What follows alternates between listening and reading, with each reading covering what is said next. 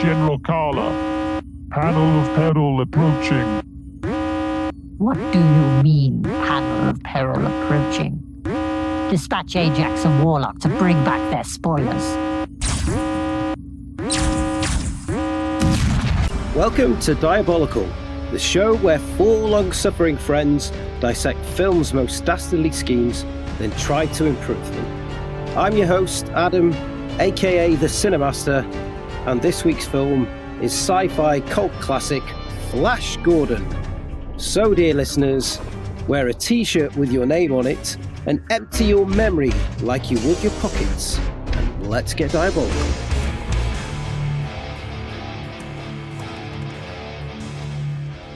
Greetings and welcome to this week's pod. Joining me as usual are my friends and fellow podcasters in their guise as the panel of peril.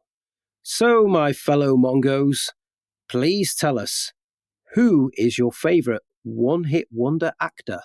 Hi, Ben here, and my favourite one-hit wonder actor is Jerry Seinfeld. Oh, yeah. Don't come much bigger than that, really, do they? You looked at the same one-hit wonder actor list on Google that I looked at. Exactly. Is anyone else going to choose him? No. I also have Peter Ostrom from Willy Wonka. Of course. But I think, yeah, obviously Jerry Seinfeld is self-imposed, but what a hit. Yeah, B-movie. What a movie. It was a story that needed to be told. Story of forbidden love between a bee and a human woman. He must have been drinking some coffee that day. Fucking what? What were you guys smoking? Actually, we were eating rotisserie chicken. My name is Gaz, and my favourite one-hit wonder actor is Edward Furlong, who plays John Connor in Terminator 2. Oh, yeah. Oh, good. I prefer Nick Stahl. He was better, John Connor. No, shit. Yeah, I like Nick Stahl as well. Yeah, I guess you could say he was a one-hit wonder as well. He's not been in much, has he? Oh, Carnival of... What's the name? Carnival? Carnival. The only other thing I know Edward Furlong from, however, the actor that I did choose, he was in one of the many shit Crow sequels. Was he? He was the Wow. Crow in one of those. Never seen it, I should add. Town of Crows. It's called, I think. Craig here. My favourite one-hit wonder actor, genuinely, is Henry Thomas from E.T. I know he's in Gangs of New York, but it's only a small part. And I know he's in the Netflix Haunting series, but in terms of the big screen, E.T. was really his big thing, and he's so fucking good. Like, you see his audition for E.T., incredible. What about you, Cinemaster?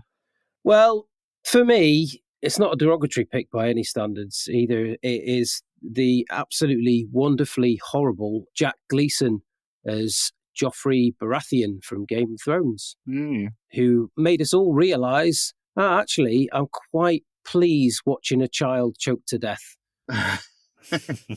There you go. There's your cut for this section.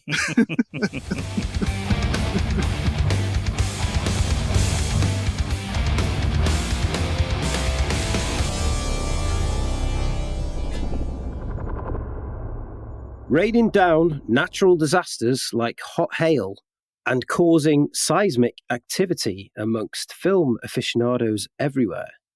Yeah or Mayor stares down on pitiful earthlings as it dispatches its opinion mercilessly on the films of 1980. So, chaps, can you give me a yeah or Mayor for the following films? Caddyshack. I've never seen it. No, me neither. It's a big yeah from me. Mm-hmm. Yeah. Bill Murray trying to fight the Gophers all the way through. He's one of the best subplots of all time. I've seen people talk about it, obviously, and I've always thought it sounds and looks unfunny as fuck.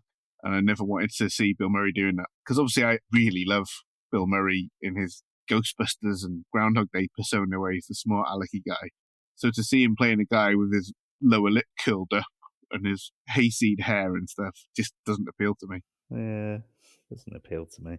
But you know what Bill Murray's like, so when you see him like his character in Caddyshack, you see it as a well done character. Yeah, exactly. I also don't like Chevy Chase. Don't tell him that. He'll slap you in the face. I'm ambivalent. To balance that out a little bit, then, Airplane. Yeah! Yeah. Yeah. So good. Pretty good year for comedy films.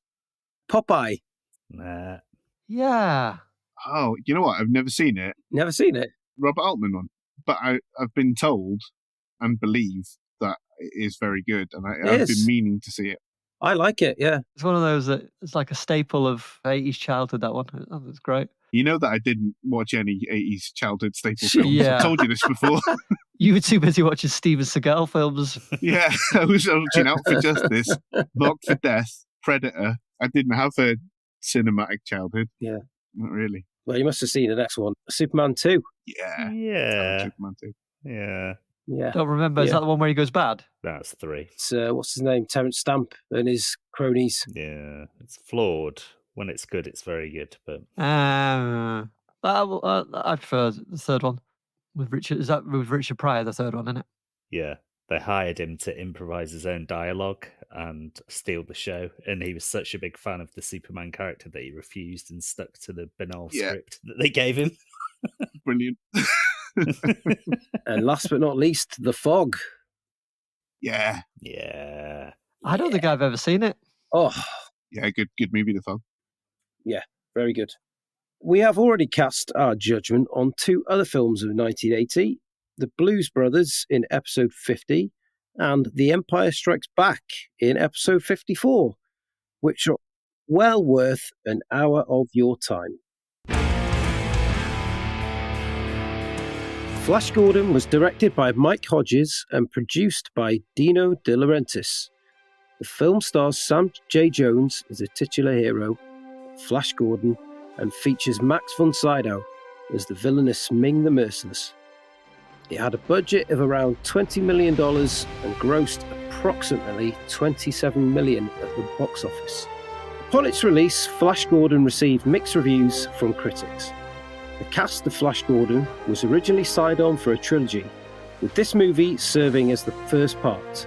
However, there were problems with Sam Jones during post-production, which cast doubt on a sequel, and when the movie disappointed at the domestic box office, it finished the sequels entirely. However, it has since gained a cult following due to its campy and colourful style. The film is also known for its iconic soundtrack, composed by legendary rock band Queen. The song Flash has become a memorable part of the movie's legacy, only recently tarnished by a domestic cleaning product advertising campaign. Ooh! Flash Gordon is a delicious, over-the-top sci-fi swashbuckler and remains a cult classic to this day. But what do the rest of the guys think? Gaz, did Flash Gordon have you singing, "Ah," or wanting to put your hand inside the stump? I don't know what that last bit's referring to, so I'm just going to say that I didn't enjoy it. I must have looked away at the internet during whatever that bit is. I assume you're talking about Dune with the box where you can't move. Yeah. But as for Flash Gordon, I just don't get the appeal of it, as opposed to something like Batman 66, the campness and the low rent nature being used as a virtue. In this one, they're trying to do something similar. I didn't find it funny, or I didn't enjoy the shitness of the effects. Brian Blessed, I was thinking, have I ever seen Brian Blessed give like an actual good dramatic performance? I don't think so. I found him twatty and annoying in this. The only redeeming feature of it is the main theme by Queen for me, and those opening credits with the comic book panels being used. Yeah. Just not to my taste. Did not like it. Attention waned. Dear, oh dear. Brian, we'd like you to play this character. He's a leader of Birdman. Can I make him twatty and annoying? Yes, Brian. Then I'm in. Can I shout?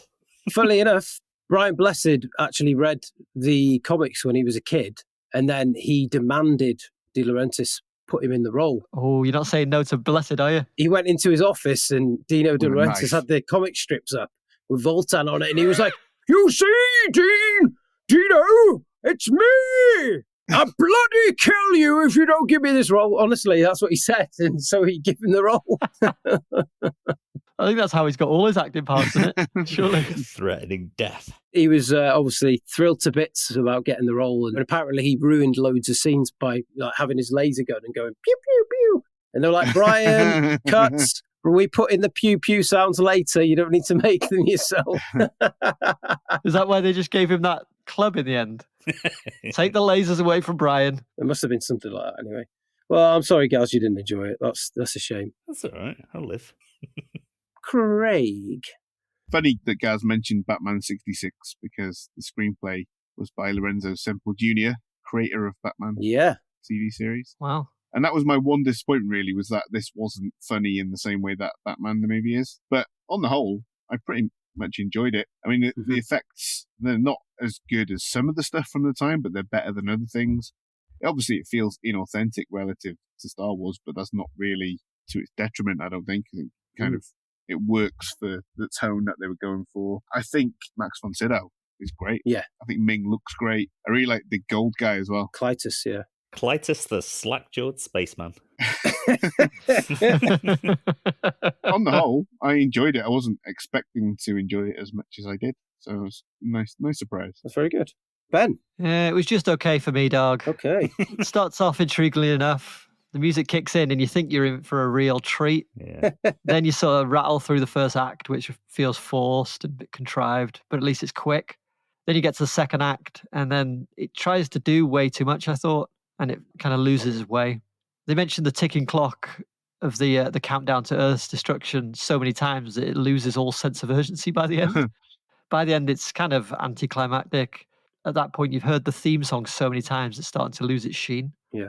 I thought there were some excellent moments, though, and some iconic performances, particularly Max von Sydow, who we've already mentioned.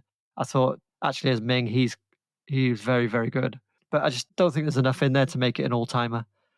So it gets watch it once in case someone mentions it in passing. Out of 5. And that's out of 5. Well, as for me, I've got a soft spot for it. I haven't seen it for a few years, and when I first started watching it, I couldn't remember the first act of it. I thought, oh, this is a bit clanky. And then the special effects, and I thought, oh, if I got some kind of weird crossover memory with another film of it being good, but then once it gets into it and you start seeing the sets and the costume designs and everything, then you just think it's just a great big over-budgeted B-movie, and you just start enjoying it. And then obviously the score, I deliberately chose this film and Yellow Submarine because they're two films made in the same vein, sort of, really. Whereas Yellow Submarine was a vehicle for the Beatles, and they shoehorned all the songs in to try and build a film out of it. This, they approached Queen and said, look, can you make a soundtrack for this? And they were given free rein, and then Queen produced it, and then they actually used the audio from the film into it as well, and the whole film. Yeah. And I just love that juxtaposition of the two films. And I thought, well, one's made that way and one's the other, and I just thought it's great. And obviously the soundtrack lifts it up a little bit to a better film, in my opinion, anyway. But I still love it. Just it's the visuals, some of the performances are great. You see in Timothy Dalton before he hits the big time as Bond. He has some fantastic lines, and he just looks like he's having a great time. Max von Sydow is having awesome time playing probably one of the biggest baddies on screen ever. He's very memorable, considering it's only this one film. People always remember Ming the Merciless. Yeah. Well, there's the old series, isn't there? The old black and white ones that they did. Yeah, but I think he makes this role very memorable. Yeah. I think he's just having a great time doing that. And then Tricky Dicky Richard O'Brien's in it as well. And then I was like, it's got all these little actors throughout, and Peter Duncan from Blue Peter and stuff like that as well. It's just once you sort of let go and just go, okay, this is a bit of a silly film. Doesn't make an awful lot of sense at some points, but it is what it is. It's just great. I really found it a fantastic little romp, to be honest. And it is let down, really, by its star actor, who is a nobody. He's never been anybody, wasn't anybody before it, and he wasn't really anybody until he got the Ted roles. Yeah. Good hair, though. He looks right, doesn't he? He looks like a Superman. He looks like He looks like if Sylvester Stallone and Bridget Nielsen had a child in the past. Aryan dream. Well, they dyed his hair, didn't they, as well? He's got dark hair. Mhm. Oh, really? He came over, I think they dyed his hair, he did the screen test, and that was it. He got the role because I think it was somebody's mum or sister or something saw him on an episode or something and said, look, this is your Flash Gordon. And they got him over, and that was it. A star you may or may not have noticed in this film at the very beginning. He went on to become a very big star. Very big. Did anyone notice him? He's in it for a fleeting 20 seconds. Don't know who you're talking about. I'll tell if you tell me who it is, I'll tell you. He was loading the plane that Flash Gordon and Dale get into. Did you notice who that was? I clocked it, paused it. I was like, oh my God, it is as well. And then, yeah, I looked it up. Don't know. No. Robbie Coltrane. Was it? No? Do you know what I did? Yeah. Yeah, now that you mention it, I did. Yeah. No. Passed me by. I didn't think anything of it. I was just like, oh, look like Robbie Coltrane, and just completely forgot. Also, Deep Roy's in it as the princess's pet. Yeah. He went on to become the Oompa Loompa in Tim Burton's Yeah. Charlie and the Chocolate Factory. Do you know who else was considered for the role? Who turned it down and who was turned down? For the role of the guy packing the... Yeah, Flash. Oh, not the Robbie Coltrane role. No, Rob. No, it was only Robbie Coltrane. He's a field of one. Marlon Brando. Marlon Brando, yeah. Christopher Biggins. Kurt Russell turned it down Okay, that would have been good. because he thought there wasn't much to the character Flash himself. Quite right. Schwarzenegger was turned down because of his heavy Austrian accent, but De Laurentiis obviously cast him 2 years later as Conan. Yeah. Wow. I'm an all-American football player. Come on. Who's your daddy and what does he do? Get to the hover space bike. Go.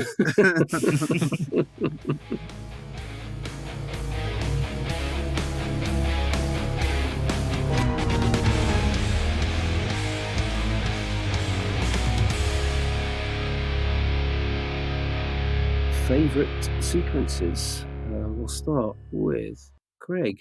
The one I've picked because it was the one to me that showed a small spark of that Lorenzo Semple Jr. magic is the one where Flash has a fight with Ming's guards for the first time. But instead of fighting, he's tossing around a thing like it's an American football and Dale's like cheerleading for him. I thought that was some campy fun. That is proper camp magic in it, yeah. Like, he tries to fight the first time, has no luck at all. But then as soon as he's holding a golden head, Yeah. Gaz, you got any favourite bits at all? Not really. Just as I mentioned before, the opening credits I enjoyed. Mm. And like Ben said, I thought, oh, we're off for a good one here based on that. And then I was sorely mistaken. It's been a while since we've had a pick where somebody hasn't absolutely brought the tone down with how much they hated it, right? I can count on Gaz. I know one bit that Gaz must have liked, and that must have been the sexy pillow fight. Oh, who doesn't love a Yeah. sexy pillow fight? Oh, sexy pillow fight. Dear. Yeah, Oh. I did make a note of that. I bet you did. I bet you made several vigorous notes. Ben. I've just realised, looking at my highlights, that all of them are just me making fun of the film. I can't find anything that I genuinely like. That's fine. Yeah, I've got the song kicking in, which I've already mentioned. When Flash Gordon's being flown by the Birdmen in cuffs, he's in between two Birdmen and he's cuffed, one on each side. Can you imagine the pain of that? Oh, Yeah. Being held up in the air and they're above him, so his shoulders are bent back. Futuristic crucifixion, isn't it? Yeah. Flash is the new Christ. New Christ. N-U Christ. Slick back hair. Tight t-shirt. Bleach blonde hair. New Christ. Come and see. The bit I thought was probably the best acting throughout was when Ming is torturing or trying to wipe the mind of Dr. Zarkov. yeah. It's really well played and you really buy him as a villain. Yeah, that whole memory wipe sequence is pretty cool. Nicely edited. Yeah. I like the fight with Baron and Flash when on the tilting table. Oh yeah, with the spikes popping up. Yeah. That whole sequence there, it goes on for quite a while, doesn't it? And then obviously Clytus turns up. Yeah, I forgot about that. It's really well choreographed, like when they Yeah. were landing, and it looked like they were not rubbery, those spikes. No. Prince Baron, what a fucking stupid name though. Yeah, it's Barin, isn't it, with an I? I thought that at first. Yeah, but everyone called it Prince Baron Yeah, because it turns to a schwa, doesn't it? yeah. My favourite bit from that sequence is where eventually Clytus gets thrown onto the spikes, doesn't he? His body's like dissolving, but then his eyes like pop out of his head. And I was like, oh! I will say as well, though, a couple of things. This film's really weirdly horny. Yeah. That Arborea initiation sequence with the stump that you were talking about is like really homoerotic for some reason. Yeah. And then the noise of the doors opening is really, it's like a woman moaning. It's like, boing. It's really odd. Boing. And then the other thing that I would say is you guys know me as probably the world's second foremost fan of Queen. Yeah. Emma, my partner, being the first. And she and I do not like the Flash Gordon soundtrack. I even have Do you not? the Flash Funko Pop special edition CD cover up there. Yeah. And we've got 5 Freddy Funko Pops. We don't collect Funko Pops. Oh, just Freddy Mercury ones. And we've got the Flash t-shirt one up there. But the worst abomination of music in this film for me is Brian May playing a fucking wedding march on his guitar. What a prick. Oh, I've got that as a highlight. Oh, terrible. Terrible. I've just got intergalactic wedding theme! ! Apparently there's a video somewhere, hopefully YouTube, of Queen playing along to the movie on a big screen when they were recording it. Yeah, that's it. They were given the film after it was recorded, and they just did it. But they were given total freedom to do what they wanted with it, and that's why they went for it. It's a really interesting project from that point of view. Certainly for them, I really liked it. I forgot to say earlier as well. You know who originally tried to get the rights for Flash Gordon? Failed. Marlon Brando. Yeah, George Lucas, and he wanted to make Flash Gordon. He made Star Wars. Yeah. It was just after American Graffiti tried to do it, but apparently there was so many hoops to jump through and stuff like that. He gave up and went, I'm going to write my own. Yeah. And that was it. And so he did. And then he wrote the Journal of the Wills. Can we share some stupid shit now? I've got quite a long list. Stupid shit. What lines? Well, kind of line, I guess. Mongo miles. Oh, yeah. How many Mongo miles is it? Oh, that makes it spacey. 29:15, Mingo me time. That's quite Batmanish. I quite like those. Oh, it's so camp. It's great. I love it. There's some stupid sound effects of the Hawkmen when they're double taking. Yeah. I can't remember how they went, but I made a note that there were stupid sound effects. Right at the start, I was just like, my eyes are rolling back in my head. It goes from like hurricane, earthquake, hot hail. Hot hail. My note says, hot hail. Ooh, you bad bastard. Yeah. Hot bovril, gravel, and cabbage. Gaz, you got any favourite little campy lines or campy moments? When they land on the forest planet, Flash and Dale, when they're walking through the canopy, it sounds like they're walking towards a load of orgasming Ewoks. There's just a lot of moaning going on. He's just like, what the hell is going on here? And then they're just standing there doing nothing when they through the canopy. It's like, well, what was all that noise about? I think it's Richard O'Brien's instrument that he's playing. That's what it sounds like. Yeah. Richard O'Brien playing his pink oboe. And the old Lorenzo Semple Jr. classic, which is putting a question mark after the end. At the end. Yeah. So the living end. I've got to say as well, it's a combination of a sequence and a couple of lines. It's when Ming does that funky thing to Dale, and she goes, "What happened to me?" And Flash goes, "I don't know, but it was pretty sensational." I've never seen a woman do that before, but it looked like you enjoyed it.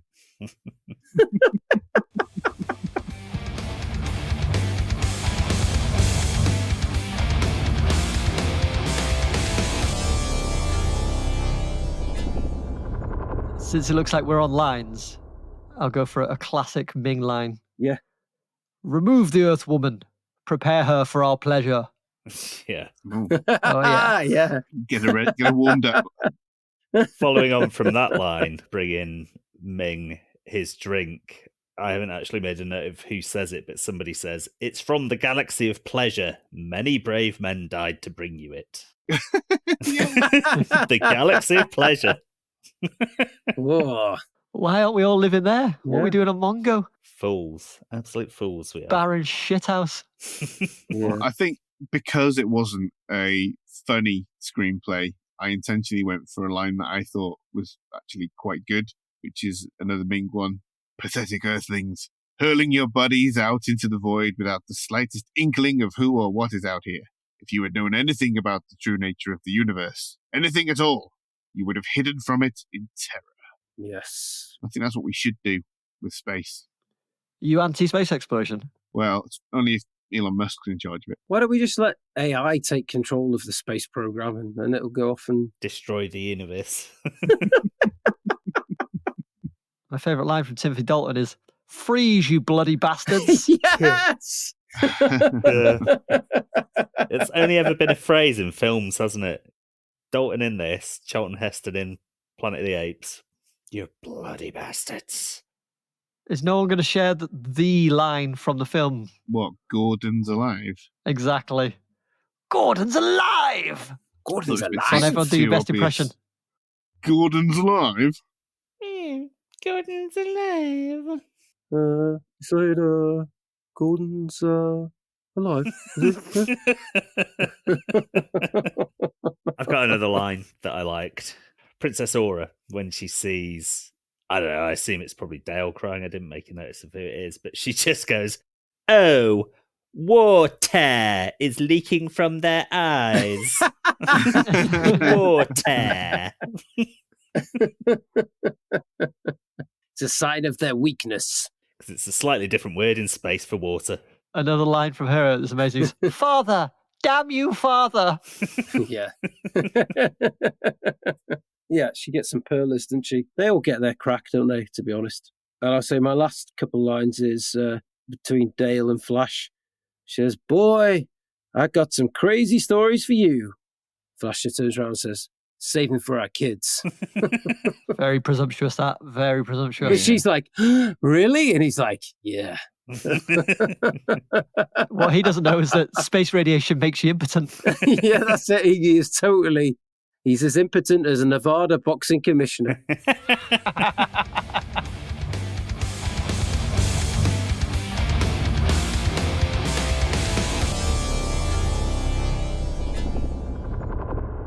Ming the Merciless, ruler of the distant planet Mongo, seeks to assert his dominance over the universe.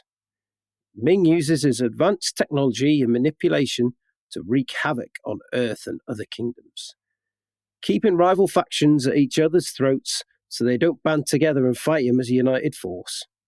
That is, until Flash comes along. Craig, what do you think of Ming's plan? He's the epitome of hubris, isn't he? He's so confident in his grip over the people that he doesn't even see the possibility of insurrection that's like all around him. Even before Flash kind of steps in, the princes are not very respectful of him. Clearly his own daughter isn't either.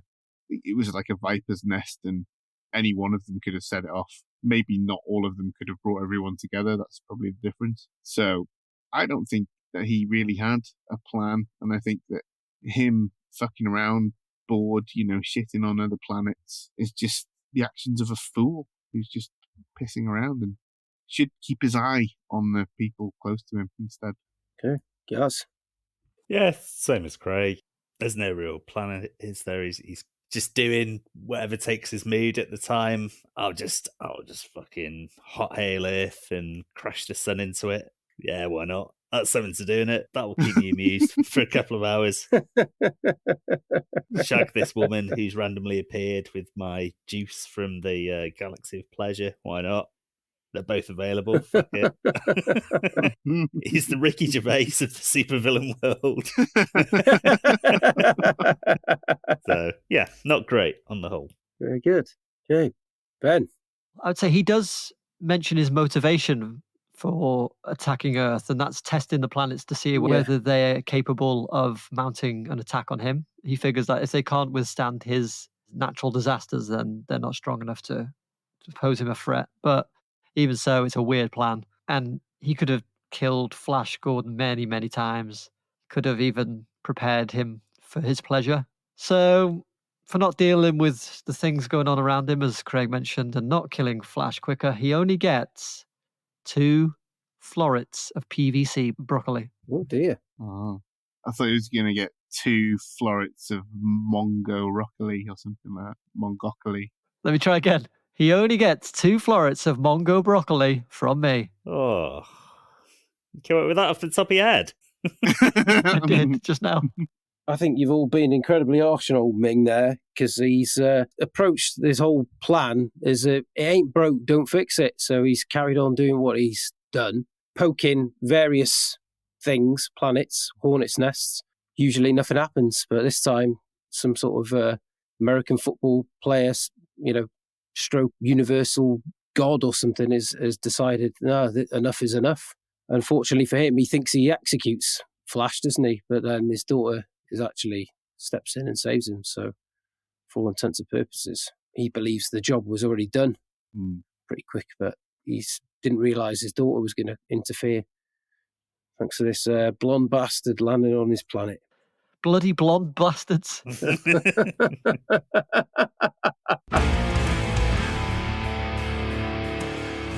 For all intents and purposes, Ming believes he has executed Gordon, until his pesky daughter, Princess Aura, reveals she's only gone and saved him. After reviving Gordon, they embark on uniting the warring factions of Mongo. Despite a last-ditch attempt by Ming to tempt Gordon, the rivals join together to rid the planet and the universe of Ming for good. But can we help Ming get rid of Flash before he causes too much bother? Ben, what would you have done differently?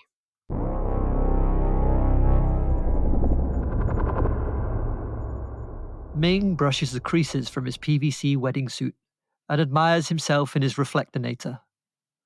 Powerful and handsome, he says aloud, before running the index and pinky fingers of his right hand across his brows. Preened and pampered, he minces purposefully into the throne room and cocks an ear. Is that the sound of a laser beam he hears outside? An announcement sounds soon after, informing everyone that it is a salute in honor of the royal wedding. Ming glances outside to see the mesmeric rays dance across the sky in his honor, but spots something else instead. He sees hundreds of dirty birdmen and a massive ship in the distance. He squints to ascertain if they are approaching or stationary. If approaching, their movement must be very sluggish indeed. They could just be out for a bit of a hover. Better not risk it, he decides. Pause the wedding while we deal with the peril that slowly approaches, he commands. Activate the anti-birdman devices. Ming wraps his arm around his bride-to-be and leads her to the window. Watch, my dear, as these traps I had prepared ages ago wreak havoc among the birdmen. They think I didn't know of their treacherous ways. Ha! Dale watches in tears as a giant golden hand appears from the ground. It's holding something. A long leather cord with a hunk of meat tied at the other end. The hand begins to spin. As it picks up speed, the meat whizzes around, catching the attention of the greedy Brian Birdman, leader of the Dirty Birdmen. He swoops down to get it, but it's moving too quickly. So he follows it around and around, ordering his men to join him in pursuit. As his men approach at breaknail speed, a large wooden structure appears from the ground nearby. It looks like a house, but without walls, and it seems to be on a long pole.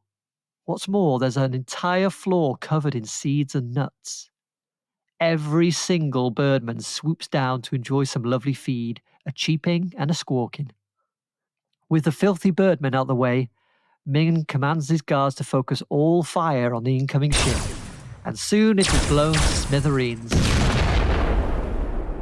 Impressed by the calculated decisiveness of Ming's actions, Dale decides marrying such a powerful, strong-willed man might not be so bad after all, so she does. As for Flash Gordon, his bones are picked clean by the few remaining birdmen who have become vultures or something for some reason. Do you have another fever dream that'll happen this week? So, no questions? Right, Gaz, go ahead. I guess the main question is, How does Ming see the Hawkmen in the distance in your version when he didn't in the film? He just looks out the window because he didn't in the film. Oh, okay. Yeah. The crucial moment, looking out the window or Yeah. not. That sliding doors moment. They announce the gun salute, but he doesn't look out the window. All he does in mind is just turn. Oh, wait, what's that? What are those slow-moving dots? Deploy the meat on a string. Exactly. That's what Falcon is using it. The old meat on a string. Falconers, yeah. I think so, How yeah. big is this piece of meat? Ah, it's massive. Massive. Bigger than Brian Blessed. 2 steaks solid taped together. Well, we're talking a ton, couple of ton. Oh, yeah. I'd say a ton of Mongo meat. Jesus. For one bird, man. No, it gets them all. What animal is it from? Oh, Mongo giant cow. I thought the seed got them all in the birdhouse. The rest of them go for the seed, yeah. Okay. Do birds of prey eat seed and use birdhouses? Yeah. Okay. That's all I needed to know. These are space birds of prey. They're Mongovores. They'll eat anything. Oh, of course. Okie dokie. Gaz.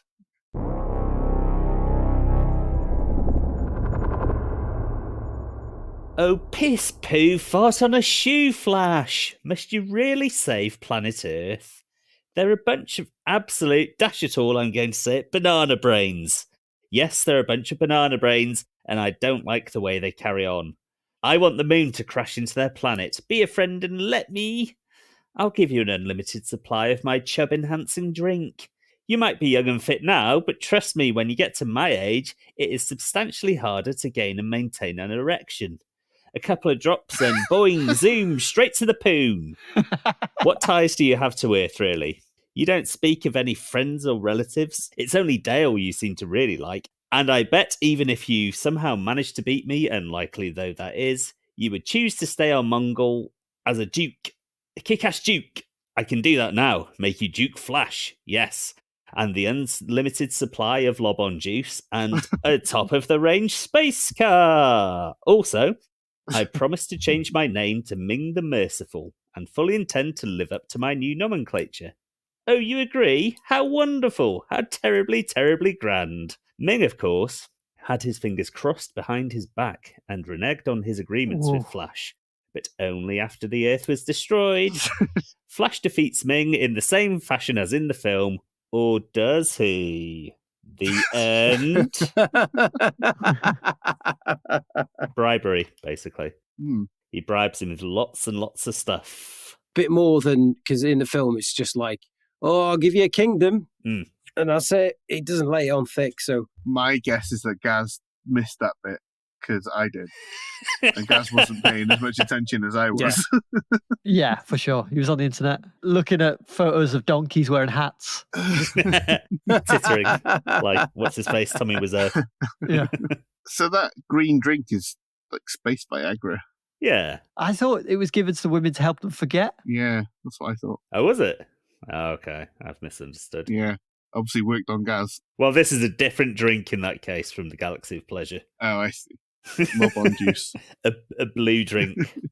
Maybe he tells Flash that it's going to give him an erection, but actually it makes Flash forget what Ming was just telling him. Oh. Makes him more pliable. You just stumbled on a very clever idea there, guys.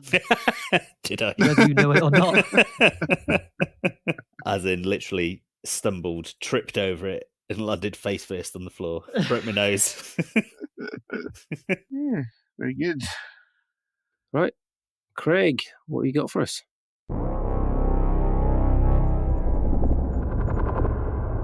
Ming watches impassively as Zarkov, Dale, and Flash are ushered closer to his throne. Initially uninterested in the feelings or actions of such primitive beings, the Emperor soon finds himself instinctively observing their body language, social cues, and physicality. Ming collects brides and concubines as one might pocket lint rather than, say, a proud stamp collection. However, something is different about this one. Perhaps it's his insatiable boredom or some base animal instinct, but Ming begins to study her physicality, her soft curves and hard edges, her revealing attire, her lustrous blonde hair.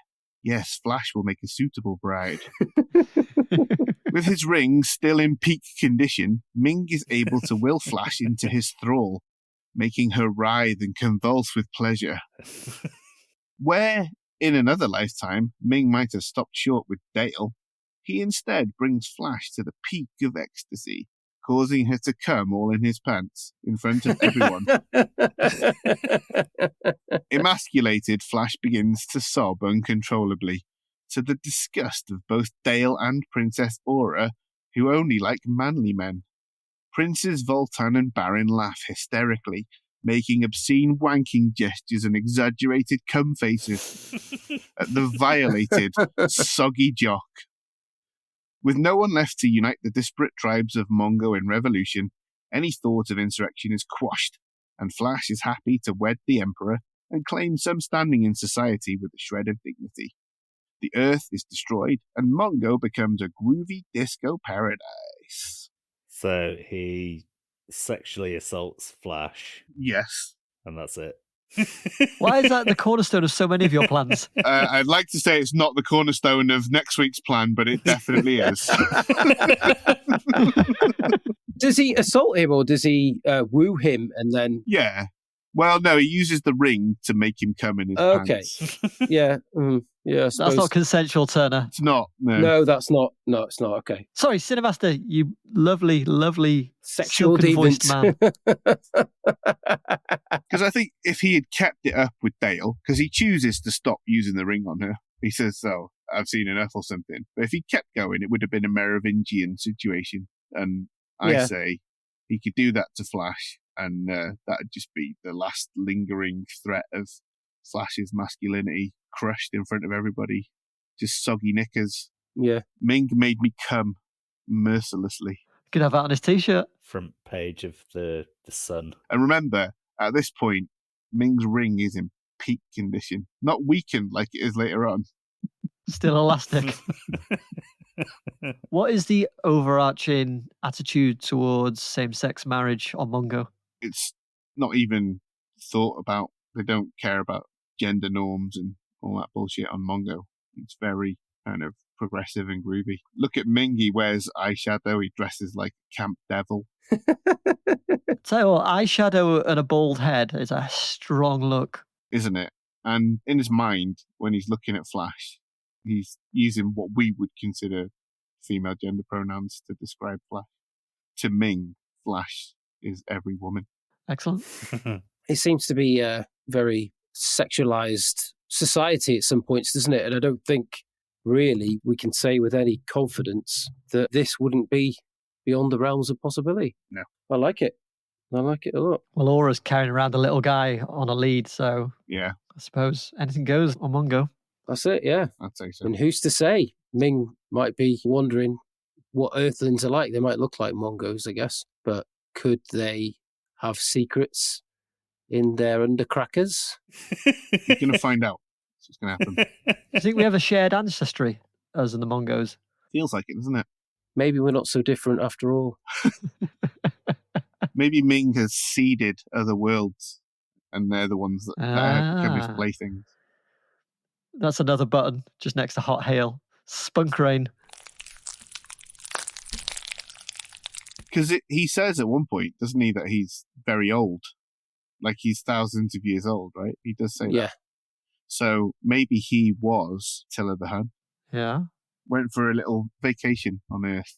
Kind of like when Picard and Riker go to the sex planet Risa in Star Trek Next Generation. Earth's just a little shag and wagon. Sounds more like Guardians of the Galaxy Volume 2 to me. Kurt Russell's character, what he does. Seeding planets very literally. If this planet's a rockin', don't come a knockin'. Okay then. Well, I'm going to punch our tickets and get us on home.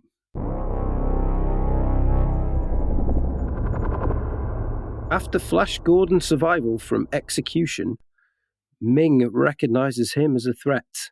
With the other tribes of Mongo already at each other's throats and clamoring for his favor or his downfall, Ming demands that Baron and Voltan send him emissaries so that they can coordinate how to track Gordon down.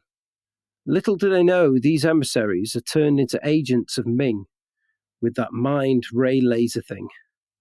Unlike the clever earthling Zarkov, the feeble-minded clans of Mongo are easier to alter. Having been programmed to be loyal to Ming, and also with their despicable scheme, the emissaries are sent back to Barin and Voltan to sow mistrust and deception. The emissaries tell their former tribal leaders that Ming hasn't botched an execution. They've been witness to that he secretly let Gordon escape to bring an end to the feuding factions. Barin and Voltan saw how Gordon made a mockery of Ming's Imperial Guard on his own. Perhaps a demonstration of his power? What could Gordon do to them?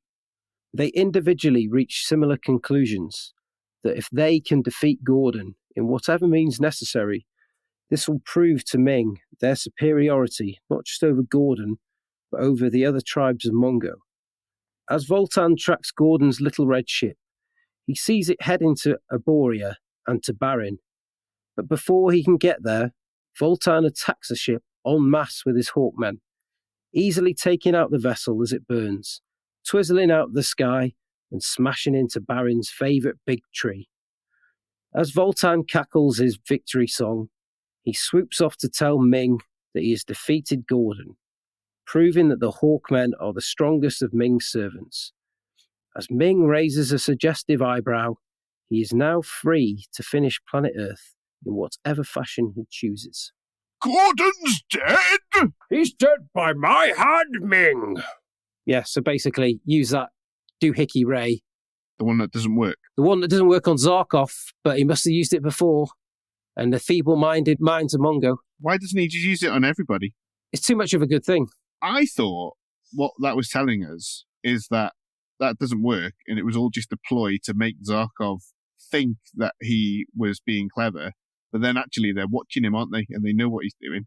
They watch him, yeah, but they must have been watching him as like a security, aren't they? They think they've wiped his mind, but then they'll go, we'll keep an eye on him as well. But he's too smart for them. They think he's become their spy, right? That's why they're watching him. Yeah, that's it. Well, why do they need that if they can just view him on the screen? That's stupid.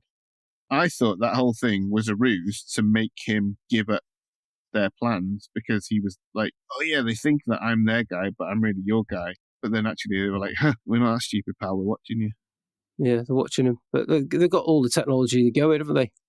Yeah, he said that he was singing some kind of Beethoven or something in his head, which made him remember, right? It. But the clans of Mongo don't have... Gaz has no idea what's going on here, is he? He's Googling it. No. I wrote that down, actually, somewhere. What he was thinking. Shakespeare, the Beatles, and Beethoven is what he says. That's it, yeah. Anyway, back to my plan. So they use that on just the bog standard Mongos who were feeble and not as clever as Zarkov was, and then use that as to create agents to sow distrust among the tribes. Tell you what, the Mongos won't have access to Beethoven. No, exactly. The Beatles. Exactly. Or William Shakespeare, the works thereof. Yes. You might, that one, because didn't it get sent into space by NASA? Probably. I reckon they could also use Ming's ring to make them jizz their pants, and then as they're coming, wipe their minds. Yeah. They'll be distracted anyway, so they won't be able to think of anything.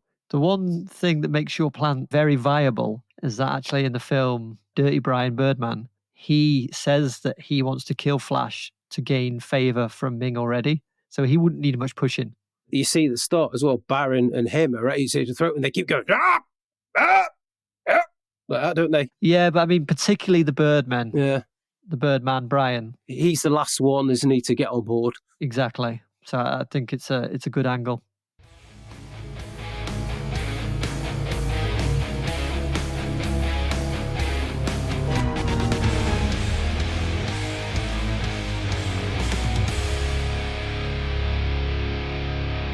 So what did you think there, old peril pals? Some truly deviously diabolical schemes, don't you think? We had Ben's meat on a string Hawkman plan, Gaz's bribery on Flash, but double time, and then we had Craig's Ming's ring on Flash. Double time. Double time. And then we had mine, secret agent plan. But who are we going to vote for? Ben, who have you voted for? I voted for the plan that is the most likely to succeed, and that is the Cinemaster's plan. You can see Oh. some angled eyebrows above Raised the eyebrows. Cinemaster there. Craig, who have you voted for? I voted for the plan that I found the most persuasive. Yes. Yes. Lob-on juice, which was the best phrase from Gaz's plan this week. I enjoyed boing zoom straight to the poon myself. That was good. I voted for Craig. Hey! And Gaz, who have you voted for? Well, we're going to make it a full house. Everybody gets a vote because I have voted for Ben. Oh, Yay, full wow. Circle jerk achieved. Well done, everybody. Hope you're all How satisfied. has that dramatically changed the leaderboard? I wonder. Wow.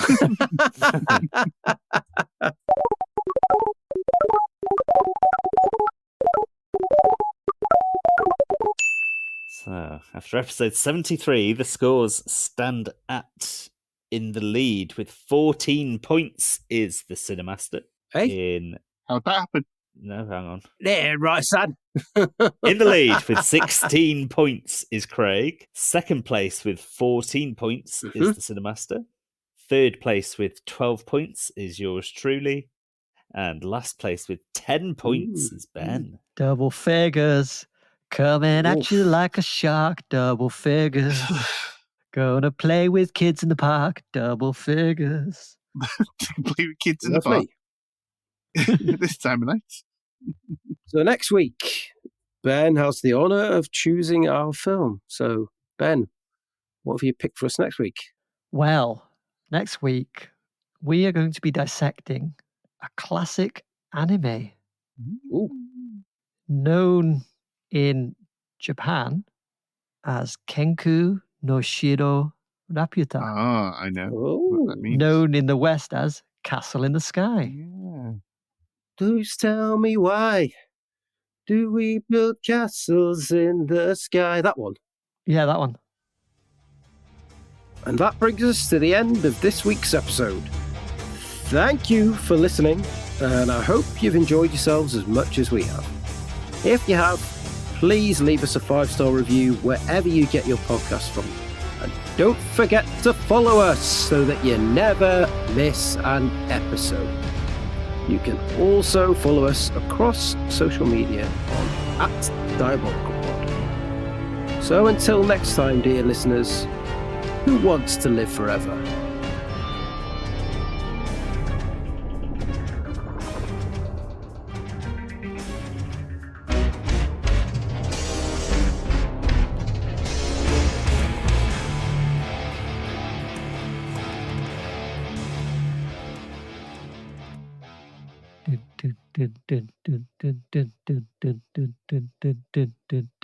Flash! Ba, ba. Save every one of us. Do do do do.